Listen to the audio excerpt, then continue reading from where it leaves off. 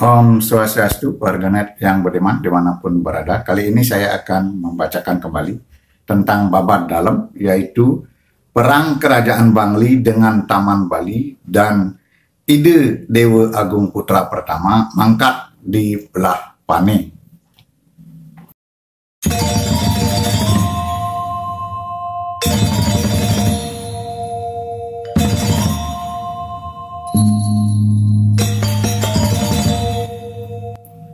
Di Kerajaan Kelungkung terjadi tanda alam yang mengkhawatirkan.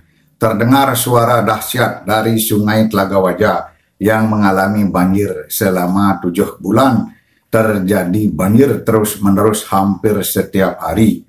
Matahari memancarkan sinar beraneka warna, kadang bersinar manca-warna, kadang seperti geringsing turut badai. Pada waktu awal banjir, didahului dengan aliran nyala api yang mengalir hingga sampai ke laut, namun api tetap menyala. Laut Selatan menjadi semakin dangkal karena tertimbun lahar lumpur yang akhirnya menjadi keras, tertimbun pasir. Demikianlah ciri menakjubkan terlihat di daerah kekuasaan Baginda Raja. Keadaan ini mungkin merupakan pertanda bahwa beliau akan kembali ke Wisnu Loka. Kejadian ini terjadi pada tahun 1800 Masehi. Pada masa ini kerajaan Bangli diperintah oleh seorang raja putri bernama Idewa Ayu Den Bencingah yang mempunyai putra asuh dari kerajaan Nyalian yang telah runtuh dahulu bernama Idewa Gede Kuat. Suami dari Raja Putri bernama Idewa Anom Rai adalah saudara dari Raja Taman Bali, didapatkan terbunuh bersama istri mudanya di Sumanggan. Semua kejadian ini diduga karena peran Raja Putri, sehingga hubungan antara Kerajaan Bangli dan Taman Bali menjadi tegang. Ketegangan dari hari ke hari terus memuncak dan dia diakhiri dengan pecahnya perang antara Kerajaan Bangli dengan Kerajaan Taman Bali. Kerajaan Taman Bali dibantu oleh Kerajaan Gianyar. Laskar Taman Bali menyerang langsung pusat kota Kerajaan Bangli, sedangkan Laskar Gianyar yang dipimpin langsung oleh rajanya I Dewa Manggis bertugas siaga di pusat Kerajaan Taman Bali untuk menjaga segala kemungkinan serangan dari Bangli. Setelah sekian lama perang telah berlangsung, Laskar Gianyar yang bermarkas di Taman Bali melihat banyak laskar Taman Bali kembali pulang dengan luka parah akibat pertempuran. Laskar Gianyar tanpa bisa ditahan meninggalkan kedudukannya di Taman Bali, pulang ke Gianyar, sedangkan Idewa Manggis masih bertahan di sebuah kuburan Panunggakan di daerah antara Taman Bali dan Bangli, namun akhirnya pulang juga kembali ke Gianyar. Diceritakan dalam pertempuran di pusat Kerajaan Bangli, Laskar Taman Bali sempat mengejar musuh yang mengundurkan diri dengan menempuh jalan memutar untuk mencari musuh hingga di daerah Bukit Bangli, namun musuh tidak ditemukannya. Raja dan Laskar Taman Bali merasa kecewa dan bertambah dongkol setelah melihat asap mengepul di daerah Taman Bali. Dikira Laskar Bangli telah menghancurkan Taman Bali. Bergegas Raja dan Laskar kembali ke Taman Bali, dan setelah tiba di Taman Bali merasa heran dan kecewa karena Laskar Gianyar yang dipercaya untuk menjaga Taman Bali telah meninggalkan tempat tugas, sedangkan Laskar Bangli tidak ada yang datang menyerang. Selagi kecewa karena perbuatan Gianyar yang dianggap mengkhianati perjuangan, tiba-tiba datang seorang prajurit menghadap Raja Taman Bali untuk melaporkan bahwa di desa Guliang yang terletak di sebelah selatan Taman Bali tampak ratusan orang bersenjata bersama Baginda Ide Dewa Agung Putra pertama Raja Kelungkung. Raja Taman Bali merasa terkejut dan berprasangka bahwa Raja Kelungkung telah berbuat curang, menikam dari belakang pada saat Taman Bali menghadapi perang, ingin merampas Desa Guliang yang merupakan wilayah milik Kerajaan Taman Bali.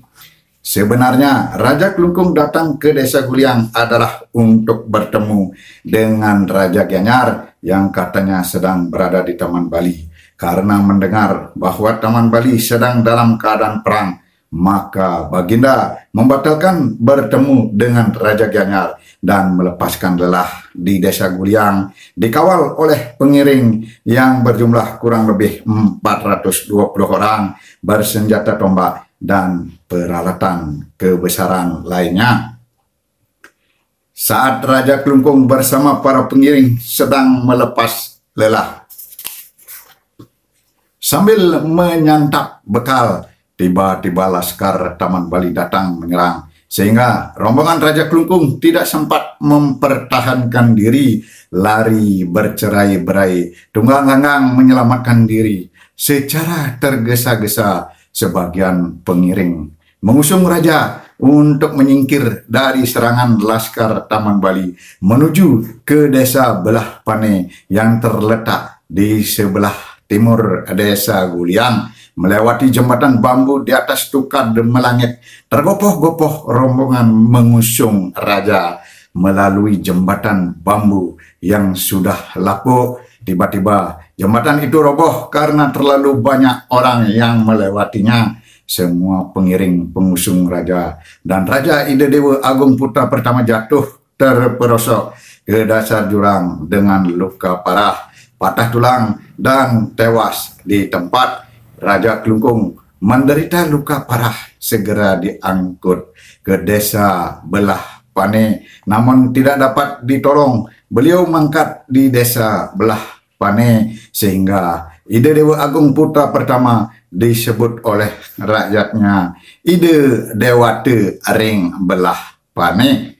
Setelah Ida Dewa Agung Putra Pertama mangkat di Belah Pane, kemudian diikuti oleh ayah anda Ida Dewa Agung Sakti bagai wafatnya Maharaja Basudewa tanpa menderita sakit sebelumnya dan secara gaib menuju Sunia Loka. Berselang beberapa waktu, kedua sang raja dibuatkan upacara pelebon di Tegalinggah oleh Permaisuri Raja bersama putra-putrinya Ida Dewa Agung Putra II Balemas dan Ida Dewa Agung istri Kanya.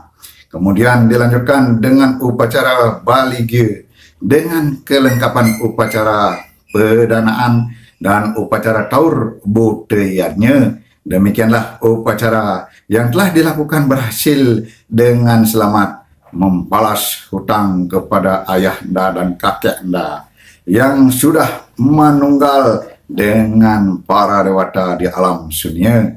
Selang beberapa tahun kemudian, Permaisuri Baginda Raja menyusul wafat dan sudah dilakukan pelebon oleh kedua putra Baginda secara lengkap.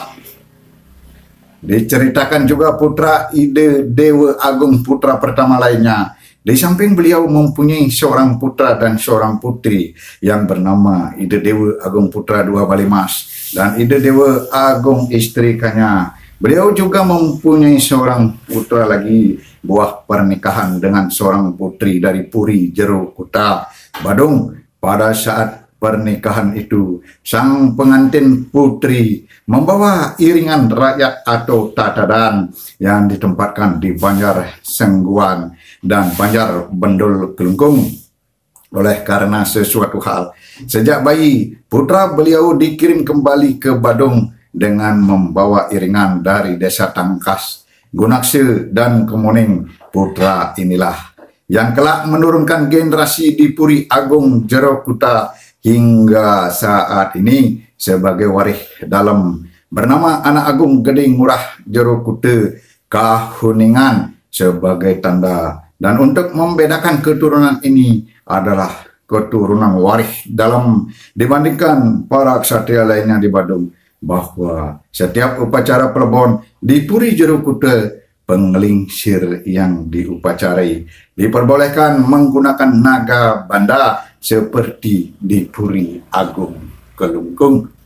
Warganet yang budiman, begitu dulu saya akan lanjutkan mengenai ide Dewa Agung Putra II, Raja Kelungkung ke-7.